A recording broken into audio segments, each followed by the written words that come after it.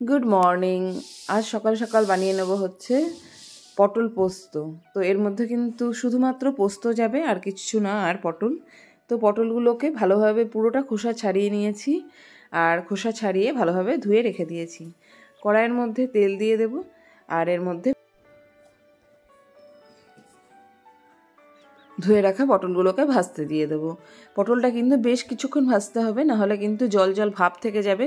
মনে হবে কিন্তু ভাজা হয়েছে, কিন্তু ভাজা হয় না, খাওয়ার সময় মুখে জল কাটে, সেজন্য ভালো করে ভেজে নিয়েছি। আচ্ছা, এবার এগুলোকে একটা পাত্রের মধ্যে তুলে রেখে দেব। আর এবার ওই যে তেলটা ভাজা হলো তার মধ্যে আর একটুখানি তেল দিয়ে দেবো, আর ওর মধ্যে দিয়ে দেবো 1/2 চামচ মতো কালো জিরে। কালো জিরে ফোড়নটা চলে হচ্ছে আমাদের পটল পোস্তর মধ্যে বা দই পটলে। তো অনেকটা পরিমাণ পোস্ত বেটে রেখে দিয়েছিলাম, তো সেটা পড়ছে না বলে একটু জল দিয়ে একটুখানি পাতলা বানিয়ে নিয়ে তেলের মধ্যে দিয়ে দিলাম। উপর থেকে হলুদ গুঁড়ো আর কাশ্মীরি রেড চিলি পাউডার দিয়ে দেবো, এবং বেশ কিছুক্ষণ নাড়াচাড়া করে নেবো। আচ্ছা, আর একটা জিনিস বলা হয়নি, আমি কিন্তু পোস্তর সাথে কিছুটা কাঁচা লঙ্কা বেটে নিয়েছিলাম। এবার এটাকে বেশ ভালোভাবে নাড়াচাড়া করতে হবে যতক্ষণ না তেলটা রিলিজ হচ্ছে।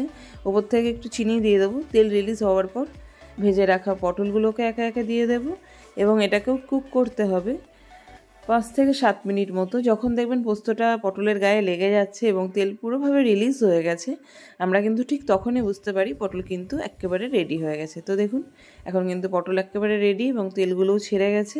এবার একটা পাত্রে রেডি করে নেব এবং আমরা সার্ভ করে নেব। তো ভিডিওটা যার যার ভালো লাগবে অবশ্যই একটা করে কমেন্ট করবেন এবং একটা করে লাইক দিয়ে দেবেন এবং সাবস্ক্রাইব করে দেবেন। ধন্যবাদ।